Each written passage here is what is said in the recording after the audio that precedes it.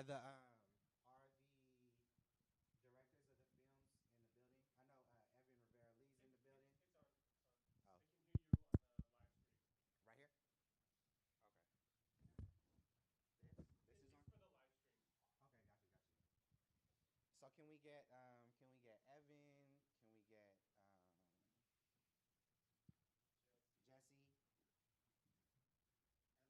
And then can we get Saraf? Appreciate it. Appreciate it. So, Ev, how you doing? Great job, sir. Thank you. Thank you. Oh, that's amazing. All right, awesome. So let's give it up for the three directors real quick, everybody. There we go. I feel like a human now. All right, there we go. There we go. All right, so first of all, I'll go ahead and have everybody introduce yourselves. Jesse, I'll start with you. Just go ahead and remind the audience of your name, your film, and your role in the film. Right, right. Thank you all for being here. Thank you all for coming to this place and enjoying cinema with us. My name is Jesse Kuba. I am the writer, director, producer, editor. You know how it goes in indie films of the movie The Moon is in Aquarius. How's it going? My name's Evan Lee. I was the director for Food Run. Whoa. Hi, I'm Saurav. I'm a local filmmaker, and I was the only crew on the movie Einstein's Twin, which was an experiment to see how, like, what's the most minimal way to make a short film. And as you can tell from my accent, I lived in Boston for a long time. Awesome, awesome. So I'll kind of start. Actually, start with you, Sarab. So for Einstein's Twin, um, to me, it kind of had like a noir feel to it. I want to ask you, what was the hello? Yeah. I want to know what was the choice as to why you shot it in black and white. So, Einstein's Twin was my first published short story, like 20 years back. And at that time, I had lost my job.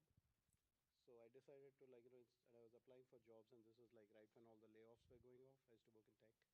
And I was like, yeah, this is not working out. Let me try and do something else to get me out of the funk. So it's a literally zero budget thing, right? You have no money coming in.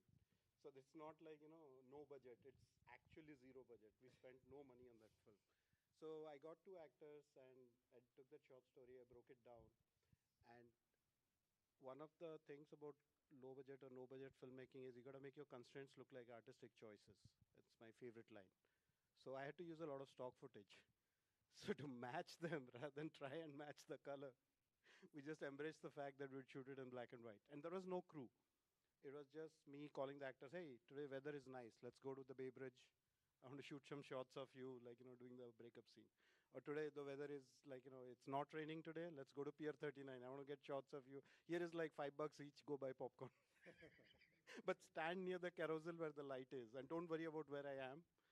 I have a long lens. So you're lying to us, Sarab. So you did have a budget. You had $5 for the popcorn. Yeah, I took that from my daughter. Oh my god, that's funny. Okay. She was like, whenever we was going, like, I'm like, you watch the equipment while I go around and shoot. So she would just sit there. That's funny. So she was my only. And that's why the credit for the DOP is G.S. Shepherd. That's my dog. And he recently passed away. So I should have dedicated the movie to him.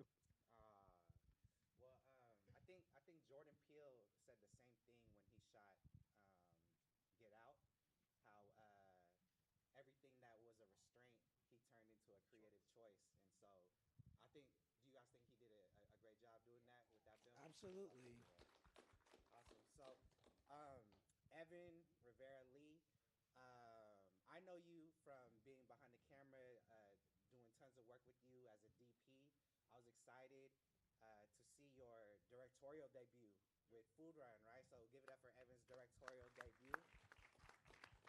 Um, so, transitioning from a DP to first time,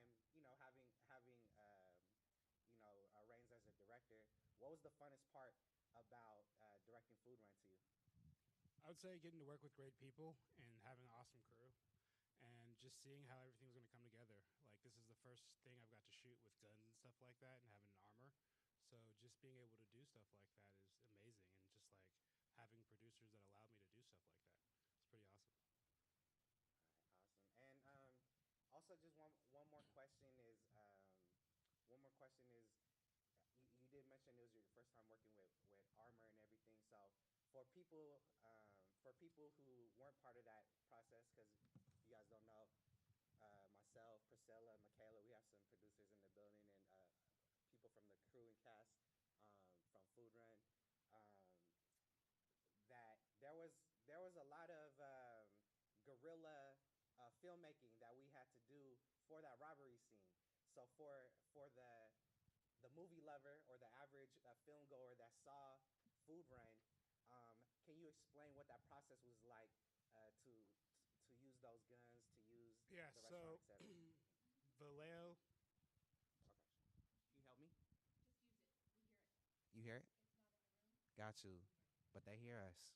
Okay. So Vallejo didn't want us to shoot the movie in Vallejo, and so we had to black out or basically kind of like make it so that the outside couldn't see into the restaurant. So we had to find basically big 20 by 20 sheets last minute, like the night before, to get this shot off. And basically, there was just a lot of last minute stuff that we had to put together. We couldn't find like a gaffer or a grip, so a lot of us had to team together and work together and find a lot of stuff last minute. Thank you, Evan. Let's give it up for everyone one more time. And so Jesse, first of all, the moon is in Aquarius. It was very beautifully shot. I noticed the blue and the teal and orange contrast. I think Michaela and I were talking about like the symmetry and a lot of the shots and the choices that you made. So I think it was very beautifully shot. And Thank you. I noticed that you used a lot of locations in San Francisco. You were in the restaurants, you were on the rooftops, you were in the streets like that. I'm curious, did you have to get permits for all of that, or what was your process as an indie filmmaker accessing those locations? Was that out of your own network? Did you get permits, or did you just say, "Hey, let's hurry up and get this shot"? So we had we didn't have that much budget for this film, so I wasn't gonna risk it. So I went to Film SF, and I spoke to the folks there, and they helped me get permits for all those locations. Awesome. And for the people who don't know what Film SF is, like, what was it? It's a grant that they who do Not they really. who do they award it to? They're basically the film organization of San Francisco. So basically, if you want to shoot any movie in San Francisco, you have to get those permits from Film SF. They are the ones that kind of run production in San Francisco. Yes, it was a long process to get all those locations. When you're making your first feature, they always say little locations, very few locations, and very few actors. And if I wanted to make a film that was dynamic and a movie that was going to stand out, especially in this content-heavy environment that we live in now, I had to do something that would stand out. So I was like, I don't care what it's going to cost. Well, I cared, but I was like, I was going to try my best to get as many of the landmark locations of San Francisco as I could in my film, so it gives it that pop and it makes San Francisco a character in the film. Oh, so you intentionally made San Francisco a character. I think that's very beautiful when directors make the location a character. And living in San Francisco 10 years of my life, I definitely felt a lot of the lines. So I think you did a good job using the city. So good job with that. Thank you.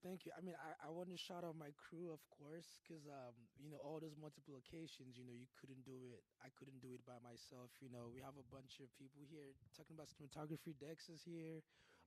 We had Alex Ajayi on here too, work on the film. We had Soretzi coming in for additional photography, and TJ Stone, who's an upcoming cinematographer in San Francisco. Evan did some days on my film, so I'm so happy to see his film here as well. Awesome. And I have one more question for you, Jesse, and then I'll open up to the crowd if you guys have any questions towards any of the films. Um, but with Devontae and Liz, how much how much of Devontae or Liz was based off of I guess something that's true to you or maybe someone that you know?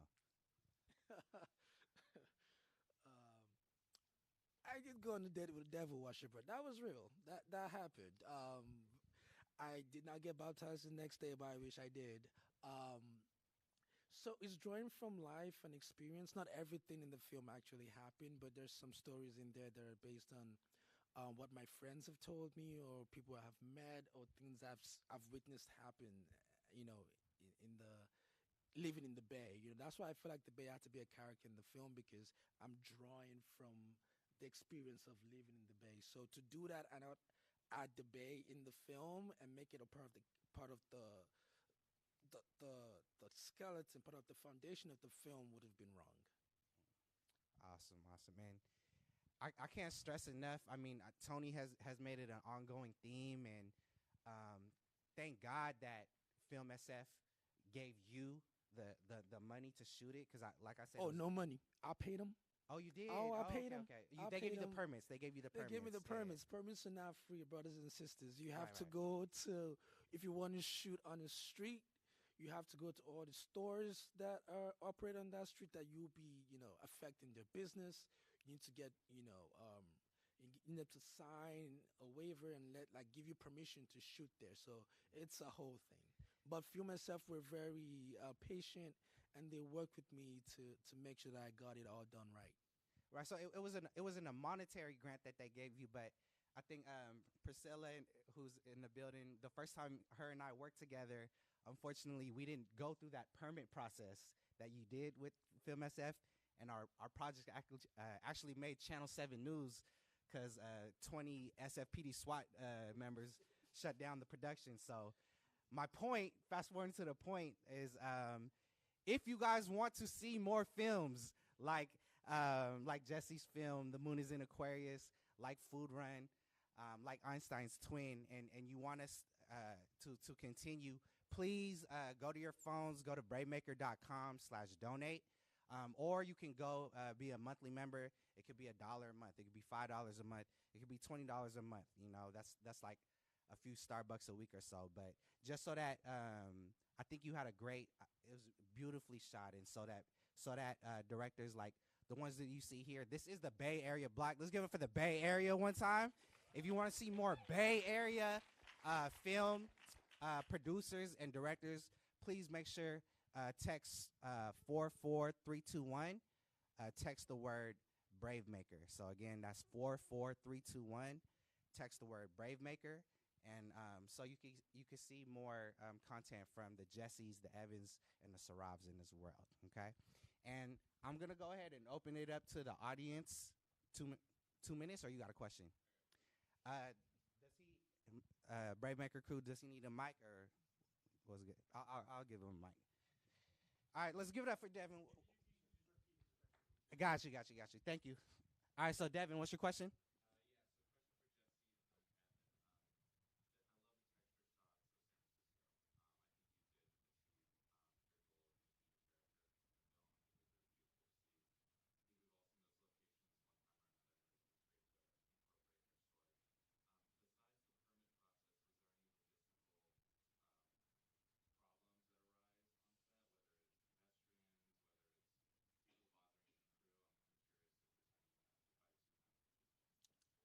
Let me repeat it for the broadcast. So, Devin is saying it was beautifully shot. And besides the permits, were there any other logistical hurdles that you had to overcome, such as cars passing by, pedestrians being too noisy, etc.? Yes, the big one was rain. When I was making this, when I wrote this movie, I was like, I am not gonna have rain in my movie. I'm not doing that cliche rom-com stuff. No rain. And I checked my weather. I made sure everything was good. But when the time came to shoot, it rained. Like we shot for 9 days. It rained 7 of those 9 days, and thank God, so there was continuity in the film that there was raining in every scene. But oh my God, I did not want that to happen, and that kind of messed up some of like we had to prep the cameras even more to make sure that it wasn't affected by the weather, and it was really cold in San Francisco, so there's only so many takes you can do with your actors without, you know, endangering them to get sick, and then now you lose days in the future. So less takes, and we had all the heaters we could get to help them out. And then in terms of like just pedestrians in the street, we had signs that said, okay, if you walk by, you're going to be in this film, because you cannot. We had PAs try to control traffic, but there's only so much that you can do. As you know, people of San Francisco, when they want to go, they're going to go. They will not listen to you, right? So we had signs out that said, okay, if you walk by, you're going to be in this film. You cannot sue us for using your likeness because you saw the signs and you walked by. So those were the two logistical things that we had to, overcome in the shoot.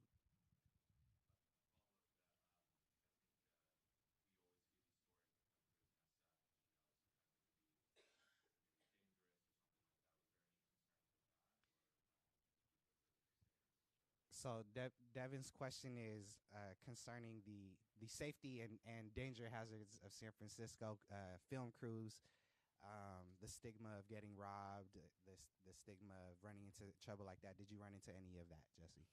Big city, baby. So you cannot take no risks.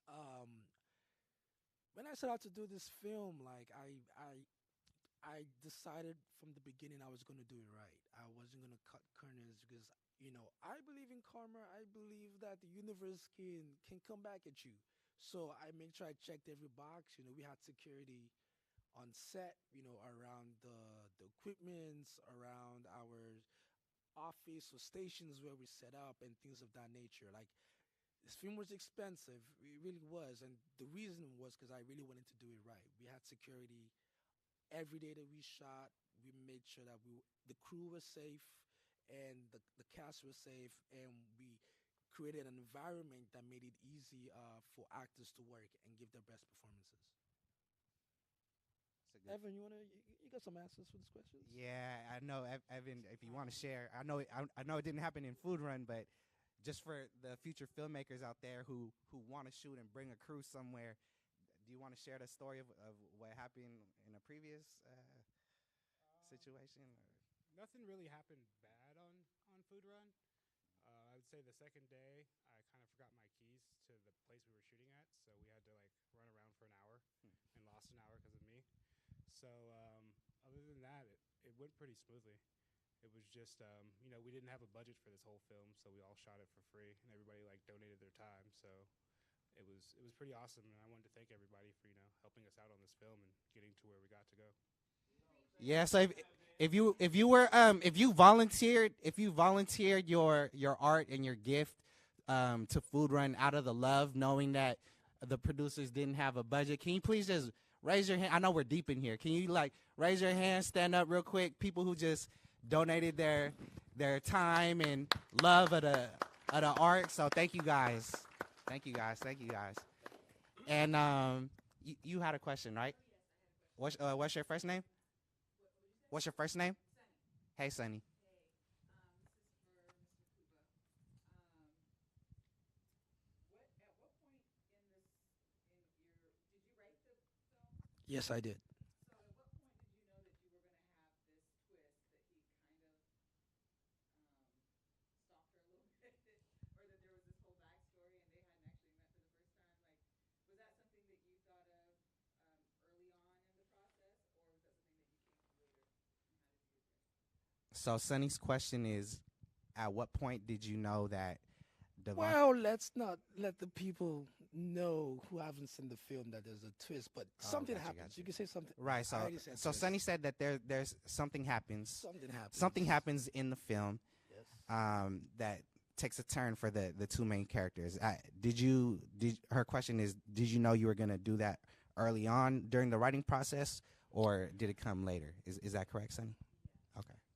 So, for me, most times before I write a script, before I write page one, I have to know my ending, and I have to know what makes this film, what makes this script stand out from what's already out there.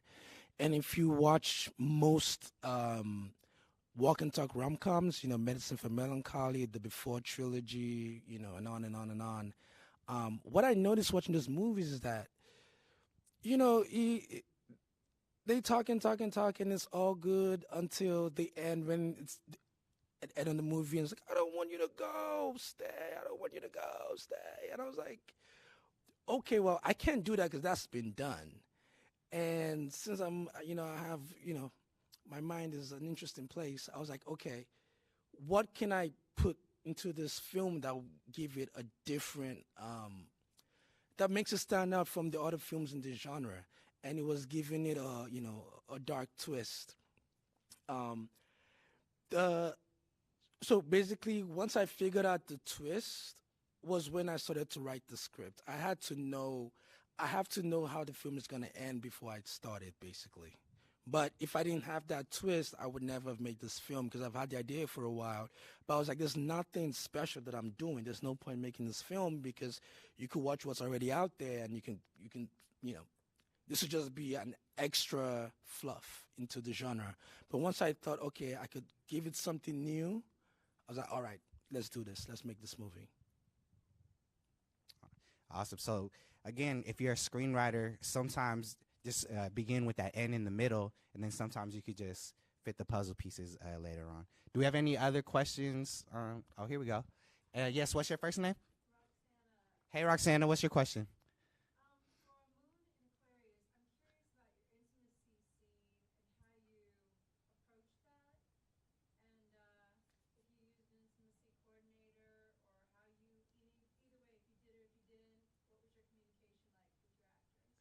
So Roxana is referencing there's an intimate scene in Moon is in Aquarius, and she wants to know, was there an intimacy coordinator, or what was the process for you and the actors? Is Gary here?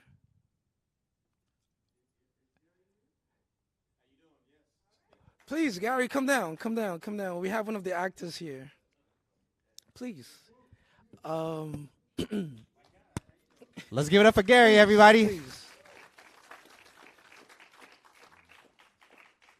As he takes his walk down, I would answer the question.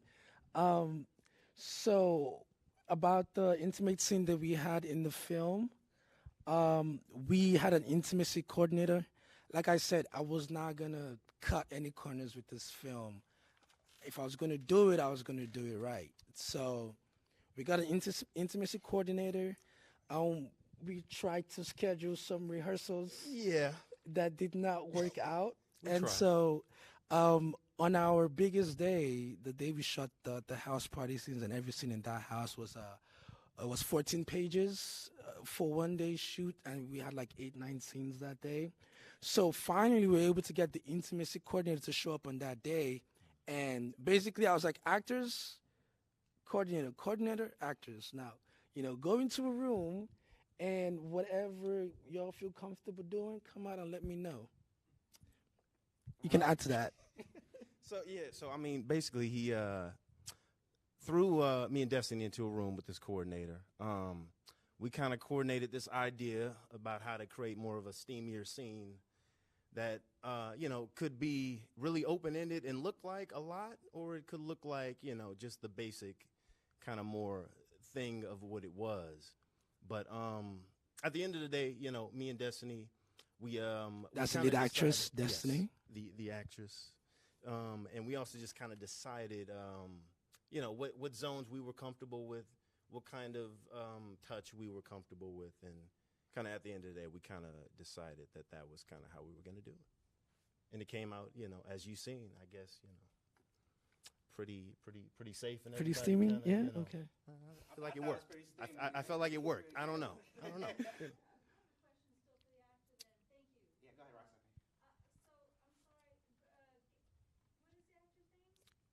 Please Gary. introduce us. Yes.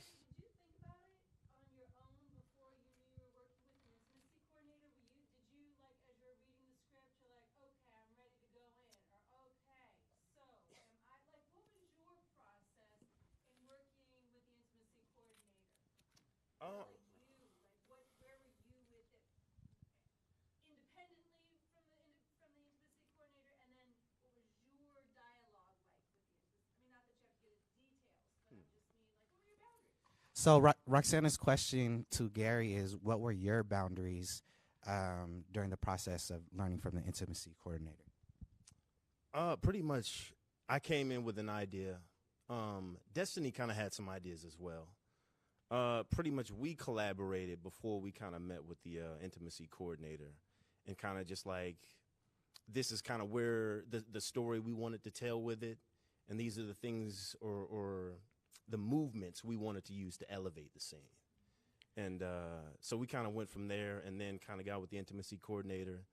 And she kind of came, of course, with the veteran advice and was just like, this is what's normally done. This is what you can do to kind of take it to the next level, or what I feel will kind of help, create more of a hotter scene. And, we kind of took it from there, and kind of all the creative flow from everybody kind of came together.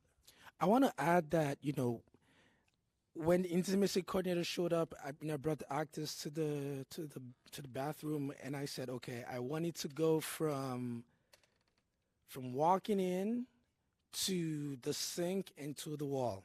That was the direction that I gave, because this is the space we have, and this is how I want the motion to happen.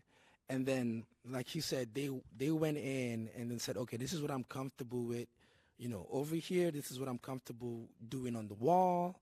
And then from there, I brought the camera crew in, and we found the best way to shoot that and still have them feel comfortable, still have them feel safe, but also still give that energy that we wanted to give in that scene.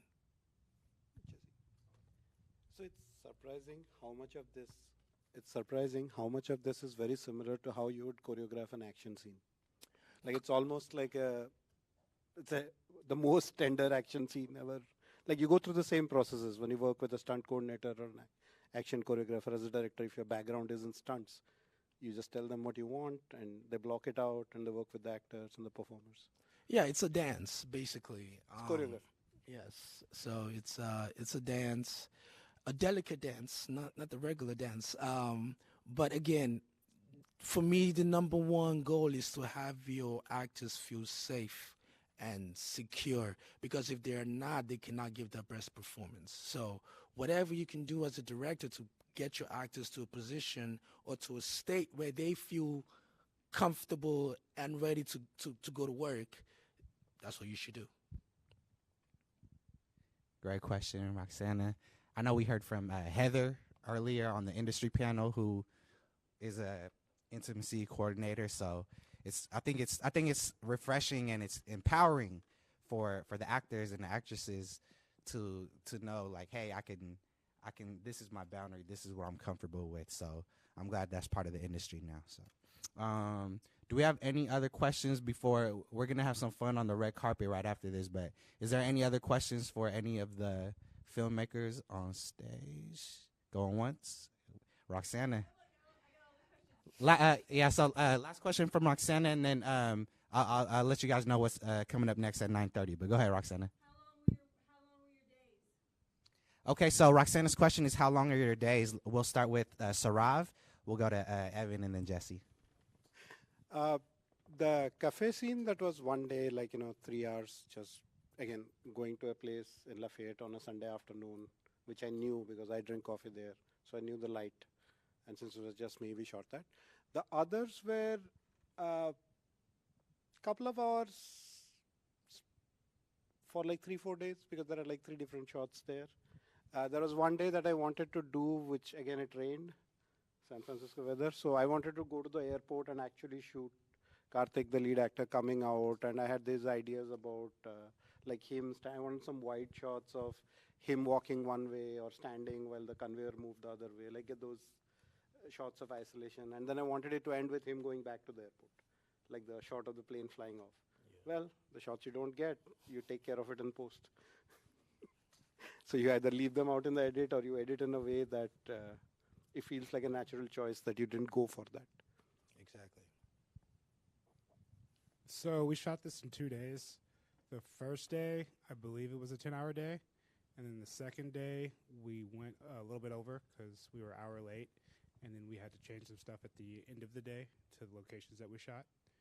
And yeah, so it probably took us I would say 25 hours to shoot this whole thing, all together over 2 days.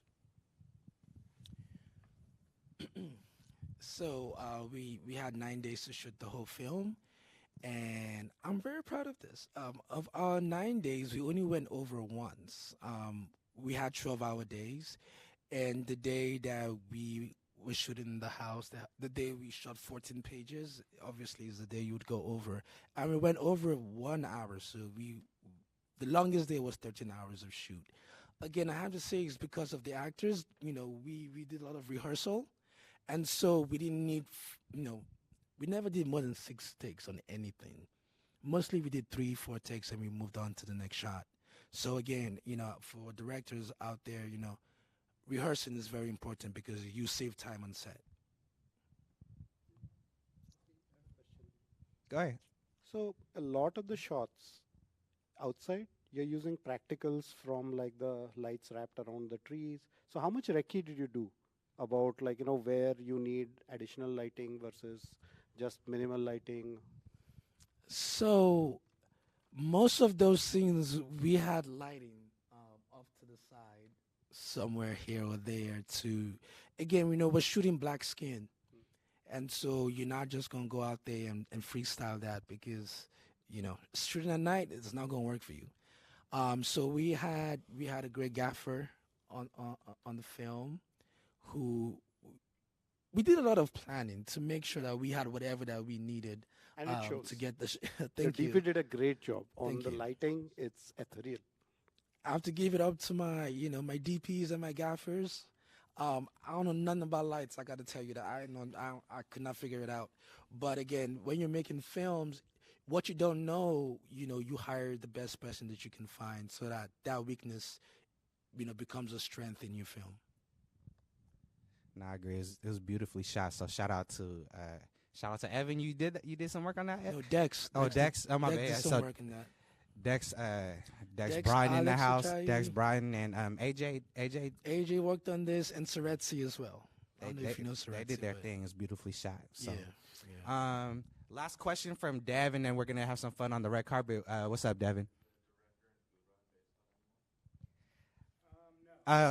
So the question was the food run based on anybody? I would say no. The writer might know better, but every time I show it to somebody, everybody always thinks that's me. But yeah, I don't think so. Yeah. So just because I was a producer on that film, the writer Kiara Jones, she's actually from Atlanta, so it was dope that she flew out to the Bay.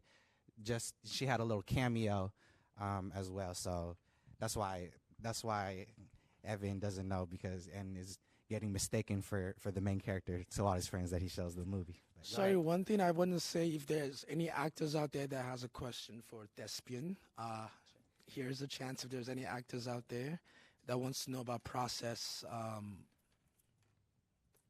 No? Okay. Just wanted to put that out there. Got you. They're shy. They can holler at you at the red carpet. So up next, if you're a part of any of these 3 films, let's go get some photo ops. Let's get some social media content for BraveMaker on the red carpet at 9:30. Stick around at screen number 15. There's a horror, eerie, and thriller block. You don't want to miss that. And then I think we're having fun later on tonight at is Nighthawk or is Kitty Hawk Bar? Is that tonight? There's a bar. I think if you want to go to the after party and Hub meet is every night. Yeah, meet Gary, meet Jesse, meet Evan, meet Sarav, or any of the filmmakers. Let's give it up for the Bay Area Film Block BraveMaker Film Festival 2024, everybody. Good job, everybody.